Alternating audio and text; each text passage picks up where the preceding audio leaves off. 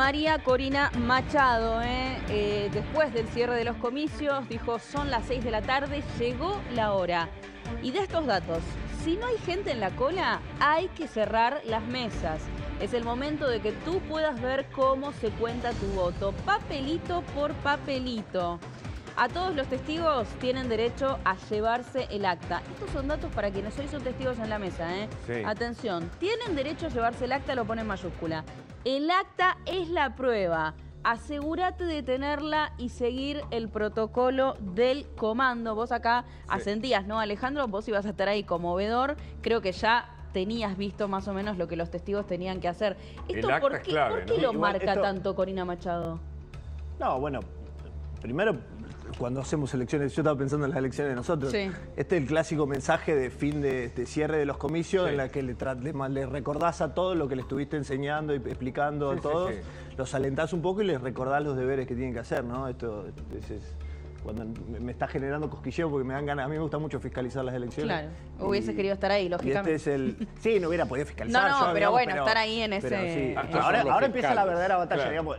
El primer paso, Está. que la gente vaya a votar masivamente, fue, digamos. 21 millones de venezolanos. Eso ocurrió. Ahora es la batalla, ¿no? Ahora empieza. Y como ahora empieza, tenemos otra personas historia. que analizan este tema. Y está, por ejemplo, una de ellas con Rodrigo Porto. Hablamos con él y hablamos con Carolina Lozada, la ¿Qué está senadora. con Rodrigo?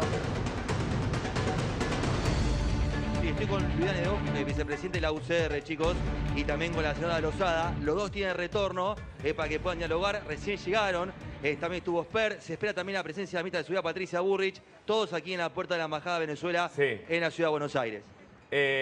Hola, Carolina. Hola, ¿qué tal, Hugo? Hola, Agus. Hola, ¿Cómo va? gracias por este contacto. eh, ¿Qué piensan que puede llegar a ocurrir en el día de hoy? Hoy estábamos debatiendo mucho aquí en la mesa sobre este voto masivo de tanta gente, pero también, por supuesto, el miedo al fraude, ¿no? Que sigue sobresaliendo. ¿Qué mirada tenés? A ver, yo creo que fraude van a hacer, por supuesto. El tema es que no les alcance con lo que hagan y que realmente sea tan abrumador la cantidad de votos hacia la oposición de Maduro, hacia la oposición del régimen, que pueda ganar la democracia y que pueda ganar por fin la libertad para todos los venezolanos que tanto la necesitan y que tanto están deseando, porque nos decían muchos de ellos que desean volver a su país y poder empezar a reconstruirlo, Claro. porque saben muy bien que van a Claro. tener que reconstruirlo. Senador Naidenov, gracias por este contacto. Y la pregunta es casi similar. Hola, Hugo, ¿Imagina ¿cómo a un estás? Maduro admitiendo su derrota? A ver, nadie puede imaginarse a un Maduro admitiendo la derrota. Lo que sí nos imaginamos es un aluvión de venezolanos votando por el cambio. Yo, justamente haciendo un seguimiento hoy a la mañana con Caro en un programa de ustedes, observábamos a adultos mayores que participaban, que concurrían a votar, que hablaban de sus hijos que estaban en el exterior y que lo hacían por sus hijos para que puedan regresar a Venezuela. Claro. Y esta participación, la verdad, multitudinaria, inédita, como hoy se está dando, creo que es la expresión de que el cambio puede ser posible en Venezuela y es una bocanada de aire fresco para toda la región. Y creo yo que es un hito democrático lograr destronar a un régimen de las características de Maduro, que empobreció, que persiguió a periodistas, que persiguió a opositores, que metió presos, que hay desaparecidos, más de 400 y pico desaparecidos en Venezuela. Me parece que sería una vuelta de página enorme y un salto de calidad en materia democrática para toda la región. Yo me quedaba pensando en esto que mencionabas recién, lo que decía Carolina Lozada, ¿no? Respecto a lo que puede llegar a ser la transición o no, obviamente en función de lo que ocurra. ¿Qué te imaginaste en ese sentido, Caro, ¿no? Si llega a darse una victoria de la oposición, ¿puede haber una transición ordenada? ¿Qué puede llegar a ocurrir? Mira, no creo que sea una transición ordenada. Yo creo que realmente van a querer resistir lo máximo posible. Pero va a ser más fuerte finalmente la fuerza de la gente, la fuerza de los venezolanos que quieren libertad, que quieren que su país sea un país próspero y no un país empobrecido, que viola sistemáticamente los derechos humanos, con muertos, con presos políticos.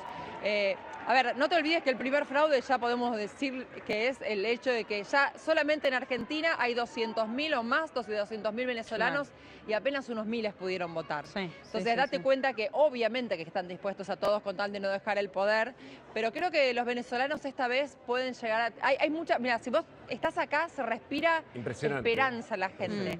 Todos ellos quieren volver a su casa, reconstruir, porque vos me hablabas de la transición. Venezuela, después de 25 años de régimen, va a tener que reconstruirse. Después de la pobreza, de la escasez y de todo lo que dejaron.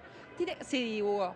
No, te escuchaba con muchísima atención porque también le quería preguntar a Luis sobre el impacto para la región y particularmente para la Argentina, porque hubo empresas muy perjudicadas de ambas partes y tal vez también sea en lo económico un renacer, me parece, ¿no? Para ambos, la pregunta.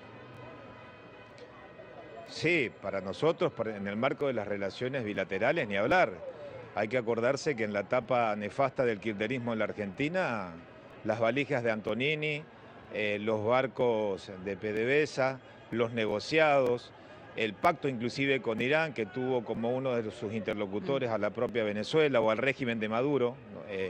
Por lo tanto, esto es un cambio para toda la región y en el marco de las relaciones bilaterales ni hablar, ¿no? Pero bueno, la verdad que hay que quedarse con una mirada absolutamente optimista y con la esperanza de que, a ver, no debe existir nada más potente, nada más fuerte que poder reconstruirse en la tierra donde uno nació. Y yo creo que si nosotros estamos acá, Carolina como senadora, en mi caso representando al radicalismo como vicepresidente, es porque pertenecemos a un partido que ama la libertad, que ama los derechos y que quiere justamente que Venezuela pueda ponerse de pie en honor a tantos miles y miles de perseguidos durante estos más de 25 años de régimen antidemocrático. Muchísimas gracias a ambos por este contacto y la opinión, muy importante. Gracias. Hasta luego. Gracias. Tenemos ahora información urgente.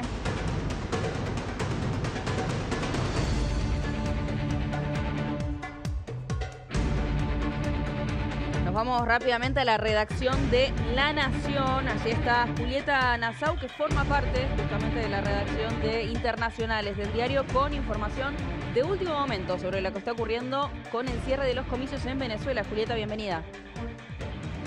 Hola chicos, ¿cómo andan? Buenas tardes. Y sí, la verdad que muchísima expectativa. Acá principalmente lo que se está esperando es cuándo se van a saber los primeros resultados. Ya el director del CNE, del Centro Nacional Electoral, dijo no vamos a dar ningún resultado hasta que haya una tendencia irreversible, por lo cual eso ya nos anticipa que puede ser una noche bastante larga. Sin embargo, ya se conocieron varios exit polls, como le dicen allí, a encuestas de boca de urna. La oposición puntualmente está viendo una encuesta de boca de urna de la consultora Edison, que es la misma que también el Wall Street Journal difundió hace un rato, que le da más de 25 puntos de ventaja a Edmundo González Urrutia, al candidato opositor. A ver, pero también hay que esto mismo, Julieta, agradeciéndote el dato, lo podemos ver allí en el gráfico, justamente que va de la mano con las encuestas previas a esta elección. 25 puntos habría de diferencia de acuerdo a este primer análisis, ¿no? Así es, más de 25 puntos que, como vos decís, va en línea con lo que decían las consultoras independientes antes de la elección, que es lo que justamente le dio, ahí estamos viendo exactamente los números que estábamos diciendo de la consultora Edison. 65, Edmundo González, 31% Maduro. Exactamente. Esos son los números que está manejando también la oposición, en línea, como decíamos, con las encuestas que las encuestadoras independientes hablaban hasta la semana pasada. Y este es muy importante, Hugo, principalmente porque viene después de una tarde llena de encuestas de boca de urna que salían del lado del chavismo, publicados por los medios oficialistas e incluso por aliados de Chávez en la región, Rafael Correa, Evo Morales. Todos les daban difusión a estas encuestas que le daban más o menos 20 puntos arriba al chavismo, que son los números que también se está manejando en el comando oficialista, y que es el motivo por el cual María Corina Machado, la líder opositora, que como saben muy bien, no se pudo postular a estas elecciones y puso en su lugar a Edmundo González, bueno, Exactamente. Permitime ella que lo sumemos... que puso... Sí, no, termina por favor. Sí, minutos después de las 6, ella puso un tuit diciendo, cerraron los comandos, por favor, mandándoles un mensaje a los fiscales, por favor, recuerden que se tienen que llevar las actas, que esa es la principal preocupación de la oposición en este momento, que permitan hacer a los fiscales todo el trabajo que tienen que hacer y sobre todo con la fiscal principal de la oposición que dice, no me están dejando entrar al comando de la CNE, es decir, al comando electoral. Acá está Diego Velar que te escucha y quieres aportar algo, Diego. Sí, hay un dato, vos recién decías, votaron 21 millones. No, 21 millones es el padrón. Ajá. Es decir, lo que no sabemos es cuánto votaron. Entonces, tomemos un resultado del 60, 70%. Sería una muy buena participación. Que no es obligatorio el voto, ¿no? Esto es lo que trasciende. Sobre el padrón. Claro. ¿Eso qué implica? Que hay millones de votos que pueden fabricarse. Ahí está el tema de la posibilidad del fraude. O sea, una cosa es 21 millones de padrón, cuántos votos y cuánto por alterar el régimen de cómputo puedan aparecer como votando y nunca votaron. Es decir, esto, al ser cerrado el comando electoral, la justicia electoral, el espacio de fraude, sin lugar a duda, existe. Por eso no hay... Pensemos en esto, está planteando la oposición 25 puntos o más de diferencia y el chavismo está diciendo 20 puntos a favor. No puede, eso no puede sería ser, 25, 45% de margen de error. Eso es imposible. Y acá, un dato, esa consultora que le daba ganadora a Maduro la crearon hace 9 días. ¿9 días? Sí, no la que mostramos, sino la otra. Sí. La que no hoy... la que le da ganadora al mundo, sino la que está... Está bien, es un dato importante. La que se agitó durante la tarde, ¿no, Julieta?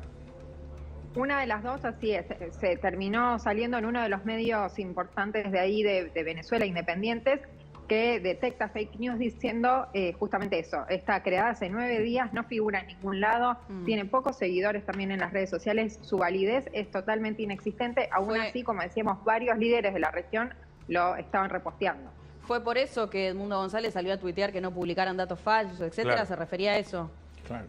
Exactamente, y el propio director del CNE también diciendo, por favor, dejen de publicar exit polls, es decir, sondeos de boca de urna, porque se empezó a difundir de una manera ya incontrolable durante la tarde. Está también, Julieta, te cuento con nosotros, Daniel Adler, que es experto en seguridad. Con todo esto que decía Julieta recién, ¿no? Se habla justamente de quienes van a hacer los conteos de votos, etcétera. ¿Qué nos podés decir, vos que tenés mucha información, ¿no, Daniel, respecto a quienes hoy están a cargo de esto? Sí, es correcto. ¿Qué tal, Julieta? Sí, escuchaba también en la mesa que esta consultora tiene solamente 9 días de haberse creado, por supuesto que es fraudulenta, pero recordemos que el chavismo tiene un cuarto de siglo realizando fraudes sistemáticos. Tiene los mecanismos, tiene las empresas, tiene los software y tiene justamente servicios de espionaje, como dije antes, creados desde la KGB, con aprendizaje de la KGB y mejorados por el G2 cubano, que se especializan en fraude electoral.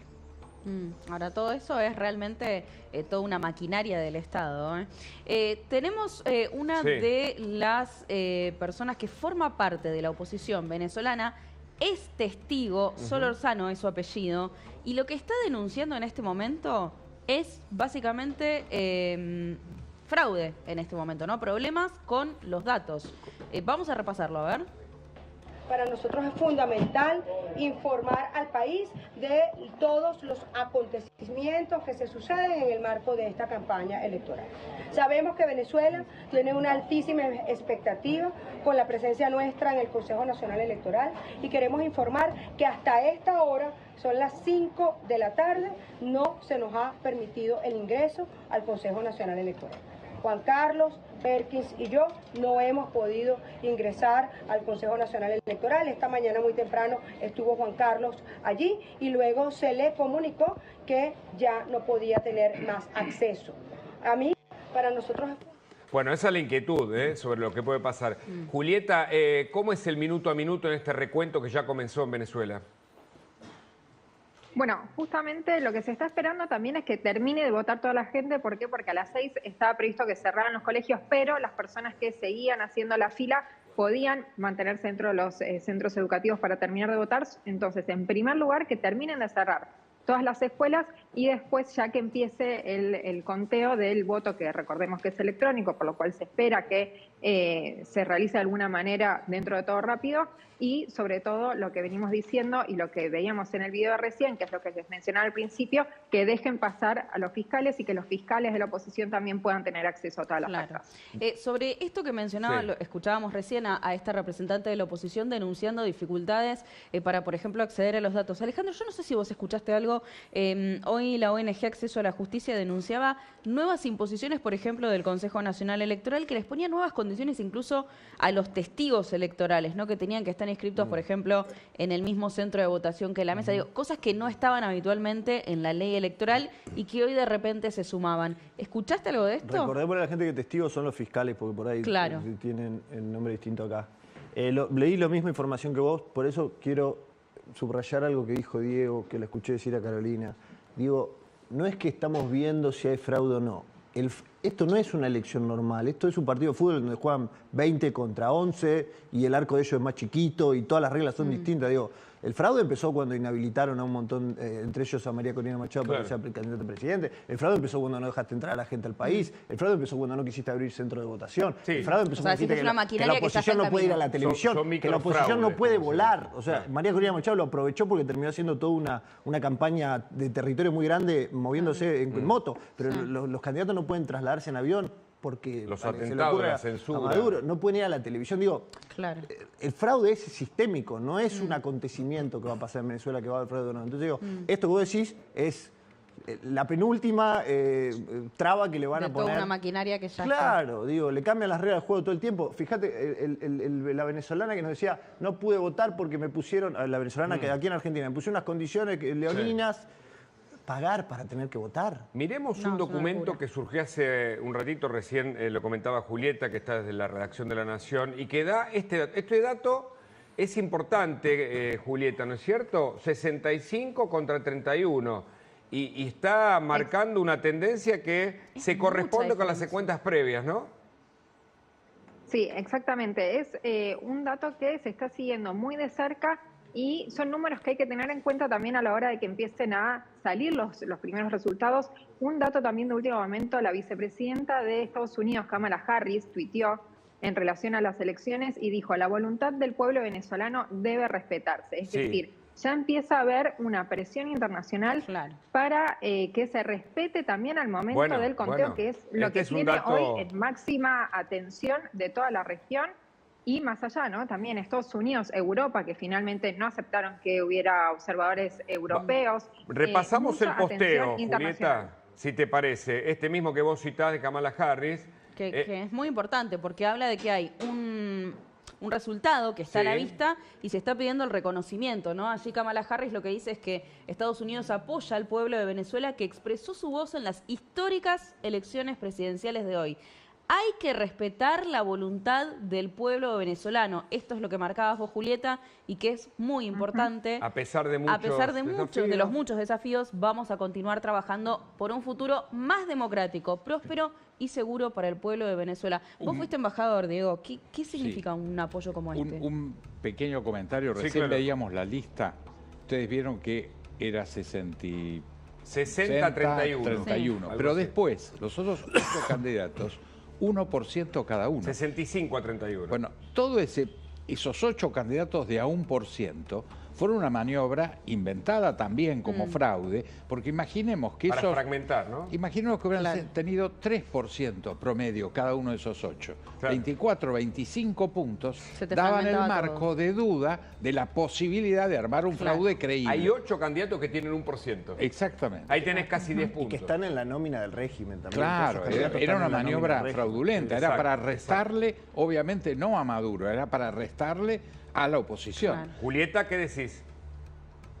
Sí, exactamente, y como vimos, ellos realmente no tuvieron ni tiempo de aire, casi prácticamente no hicieron campaña. Realmente esto era un duelo entre 2 personas y todas estas artimañas que intentaron hacer para quitarle peso a Edmundo González, como hemos visto, y sin duda, bueno, una encuesta de boca de urna que le da el doble directamente de los votos, no tuvieron efectividad dentro de lo que fue toda la campaña del chavismo para tratar de quitarle votos a Edmundo González. Hay que ver, bueno, como veníamos diciendo, mucha expectativa para ver cuáles son los números que finalmente Claro. empieza a dar el gobierno de Maduro, ¿no? Adler, ¿ellos tienen la capacidad tecnológica para hacer un fraude pese a todo la mirada internacional del Por mundo? supuesto que sí. ¿Sí? Por supuesto que sí. De hecho, lo vienen haciendo sistemáticamente y fácilmente también.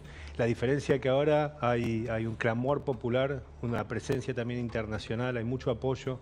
Podría llegar a marcar la diferencia si es que fuese un partido, como bien dice Alejandro, si fuese un partido... apoyo como el de Kamala Harris que leíamos recién, ¿cuánto suma? Suma significativamente si es que estamos hablando con un Estado normal y decente. Recordemos que este es un narcoestado, un narcogobierno que tiene relación con el terrorismo, y recuerden siempre que la combinación entre el narcotráfico y el terrorismo siempre es explosiva. Tenemos que ser conscientes de que esto es la punta del iceberg. No sabemos qué va a pasar a las 12 de la noche, cuáles van a ser las cifras reales, pero definitivamente va a haber ruido. Antes de despedirte, Julieta, tu última mirada con la última información desde la redacción. Bueno, principalmente ver también cómo sigue toda esta presión internacional, ¿no? También hubo un tuit de la canciller Mondino en relación a que no le gustaría también que hubiera que estar muy encima de lo que está pasando con todo el proceso del conteo, es decir, llamando también a un conteo transparente, y hay que ver también cómo se terminan dando con otras alianzas, principalmente Brasil, ¿no? Lula es una persona que se plantó como un mediador y que en las últimas semanas, en los últimos días principalmente, hubo alguna tensión con Maduro en función de sus declaraciones en relación a un posible baño de sangre si él perdía. Lula le puso cierta distancia en relación a eso, Maduro después le contestó, es decir, Lula es una persona que va a tener un rol muy importante esta noche cuando se sepan los resultados. Seguro. Hay que ver si efectivamente tiene que intervenir en algún tipo de situación irregular. Totalmente. Muchas gracias, Julieta, muchísimas gracias. Gracias. Y de la redacción de La Nación nos vamos rápidamente a la Embajada de Venezuela en la Argentina. Así está Carla Ricciotti con más información. Carla. ¿Qué tal, Agus? Bueno, aquí estamos, sí, en la embajada. Toda la gente que estaba más hacia el lado de Dorrego, cruzando Dorrego en realidad, se ha movido para esta esquina, que es un pasaje que a esta altura... Mucha gente, Digo, a esta altura es un pasaje, pero es la calle Ravignani. Sí, hay mucha gente, hay gente también de la vereda de enfrente, no están cortando la calle, hay un poco de tránsito restringido porque inevitablemente, como hay tanta gente, la gente termina bajando de la vereda, baja del cordón de la vereda y ocupan un poco también parte del asfalto, ¿no? Parte de la calle por donde pasan los autos, pero... Es increíble, Carly, ¿no? Porque cerraron los comicios pasan y por sigue acá. ahí la gente. Sí. La gente sigue acá, dicen que van a esperar el resultado. Acá yo cuando llegamos averigüé cuánto había votado del padrón que está habilitado para votar acá, que son algo más de 2.600 personas, más allá de que en Argentina hay 220.000 venezolanos aproximadamente. Bueno, no todos estos 2.600 están aquí en Capital Federal. No todos pudieron venir aquí porque es el único lugar disponible para que se puedan ejercer las votaciones. No hay en otras partes del país una sede donde puedan estar votando. Así que me decían, ha votado hasta ahora, cerca de las 6:15, 6:30 de la tarde, el 50% del padrón. Entonces uno se pregunta, si bien son pocos, son 2.600 las personas habilitadas, ¿por qué encima vota solo el 50%? Bueno, esta es una de las razones, ¿no? Es el único lugar habilitado y no todos están con disponibilidad para venir acá. Y me dicen que muchos, el que pudo, se ha vuelto a Venezuela y para votar allá, porque quizás no tenía la posibilidad tampoco de votar acá, porque había muchos requisitos para votar acá. Uno de ellos es tener el pasaporte y el DNI o la cédula al día. No tienen posibilidad de hacer la cédula acá, pero tienen que ir a Venezuela a hacerla, sí o sí, y después el pasaporte sale $360, entonces es muy caro. Entonces muchos tampoco lo renuevan y eso también los imposibilita para empadronarse. Bueno, estas son algunas de las apostillas para explicar un poco por qué es tan restringido el número, por qué es tan acotado en realidad el número de personas que están capacitadas para votar aquí. Hay clima de euforia, con expectativas se esperan los resultados de este comicio. Y Rodrigo Porto está en otro de los móviles de La Nación más allí en la embajada. Ya volvemos. Sí, Hugo, estamos en uno de los puntos que es sobre Ravignani. Estamos pegados a la Embajada de Venezuela aquí en la Ciudad de Buenos Aires. Hasta una banda de gaita, música venezolana, una mezcla de percusión. Vos fijate que han llegado de diferentes puntos del país. Están todos con, algunos por ejemplo con la remera de la selección, con la campera venezolana, con banderas. Diferentes generaciones. A ver, me voy a acercar a una de las personas. Estoy en vivo en La Nación Más. ¿Cómo es tu nombre? Jorge. A ver, Jorge, contame un poco. Mirá, te veo que estás con la bufanda argentina, con la campera de Venezuela. Sí. Yo vi que atrás decía, a ver, mostrá la parte de atrás. De la otra. Sí. Y la de atrás, ¿sabes mostrar? Porque es ingeniero. Claro, sí. Soy estudiante de la Universidad de los Andes. Que te cuento, Contame, por ejemplo, vos sos ingeniero, ¿no? Sí. La segunda parte de la carrera la hiciste acá en Argentina. Digamos, ¿cuántos profesionales capacitados que tuvieron que salir de Venezuela, ¿no? Contame un poco cómo lo viviste vos. Sí, yo estudiaba Ingeniería Civil y Ingeniería Industrial en Venezuela, en la Universidad de los Andes, Ingeniería Civil, y en la privada Ingeniería Industrial. Cuando fue la crisis del 2017 tuve que salir del país, no pude seguir estudiando, emigraron los profesores, la universidad tuvo decayó mucho, y a partir de eso me dio la oportunidad la Universidad de Buenos Aires para hacer un intercambio internacional como parte de un programa de estudiante internacional. ¿Ustedes creen que hoy el gobierno de Maduro puede caer?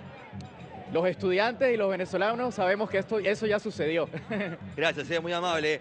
Así se vive entonces la elección de Venezuela aquí en la Ciudad de Buenos Aires. Un poquito, ¿no?, de ese país caribeño aquí en Raviñani y Luis María Campos. Qué clima.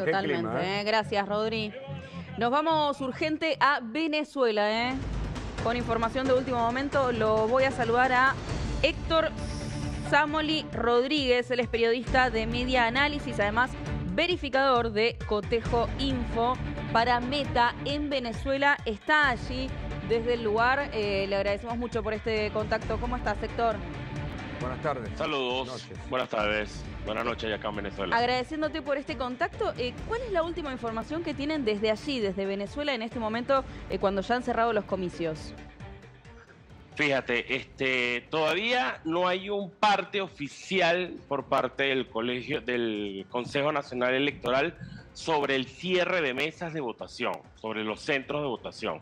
A las 6 de la tarde ya estaba pautado con días de antelación de que comenzaba el inicio del cierre de los centros de votación, pero hasta este momento, que en Venezuela son las 6:50 de la tarde, Elvis Amoroso, quien es el rector principal y presidente del Consejo Nacional Electoral, no ha anunciado los cierres de los centros de votación.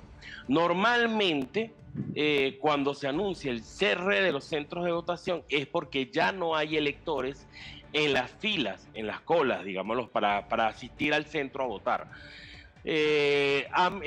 Con el transcurrir del día, ha bajado la cantidad de personas en las filas, con la asistencia para los centros de votación, pero no es sino hasta que el Consejo Nacional Electoral oficialice y dictamine cuándo comienza el cierre. Héctor, ¿y cuándo se calcula que puede haber un resultado a esta altura con el comienzo del recuento en un rato?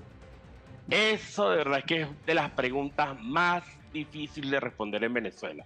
Como antecedente que tenemos en Venezuela, precisamente por la cantidad impresionante de procesos electorales que hemos vivido, los cierres de resultados no tienen una hora específica, los cierres y difusión de resultados no tienen una hora específica. Ya estamos acostumbrados, es una cultura electoral, si se le podría mencionar entre comillas, de que tengamos que esperar resultados después de las 10, 11, 12, incluso madrugada del día siguiente de la elección. Recién hablábamos mucho, Héctor, sobre lo que va a ser obviamente este recuento de votos y la posibilidad que obviamente sobresale, ¿no?, de un posible fraude. Sí, claro. ¿Qué es lo que ven desde allí, desde Venezuela? ¿Hay posibilidad de fraude? Esa es otra pregunta un poco difícil de responder, y sería quien te responda esa pregunta es muy responsable y no está siendo apegado a la democracia que hay en el país. Claro, es fuerte, claro. ¿Se ha votado con libertad y ha sido un récord esta votación en cantidad de personas participantes?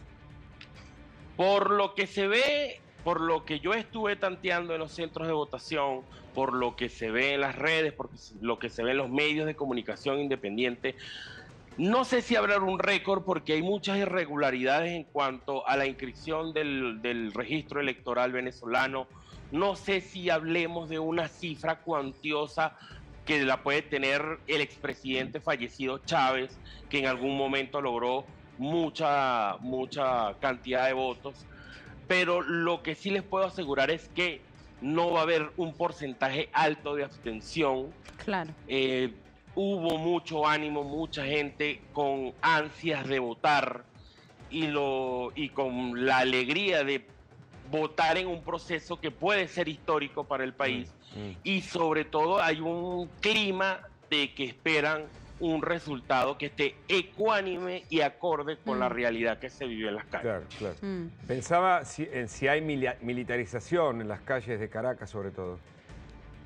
Bueno, la militarización está, no solamente militares, también hay el resguardo cotidiano y normal de patrullas y funcionarios de la policía, de los distintos órganos de control público que pueda haber en Venezuela, porque es muy habitual encontrarse alcabalas o lo que digamos retenes policiales en las vías principales y patrullajes constantes, sobre todo cerca de los centros de votación. Entonces es muy normal. Digamos una militarización donde haya antimotín en la calle, donde haya blindaje en la calle, eso no ha ocurrido hasta este momento. Claro, totalmente. Héctor, vos como periodista estuviste trabajando mucho en todo lo que es verificación de datos y eso me interesa sobre esta campaña. ¿Hubo mucho fake news, etcétera, desde el gobierno, etcétera, a partir de lo que es esta campaña? De ambos lados, pero obviamente predomina el lado de la desinformación que viene de los aliados del gobierno. Yo soy coordinador de una coalición informativa, donde hemos denunciado cómo se está manipulando desde encuestas, inversión en cantidades industriales de bots para desinformar y sobre todo atentar contra el voto. Claro, muchas gracias, Héctor. Vamos a seguir con expectativa, realmente. Hasta luego. Muchas gracias a todos por esta visita. Ha sido un Diego, placer. Alejandro, gracias a los tres por haber venido. Saludamos a Luis Majul, que ya está con nosotros con información. Luis, buenas noches. Buenas noches. Una noche muy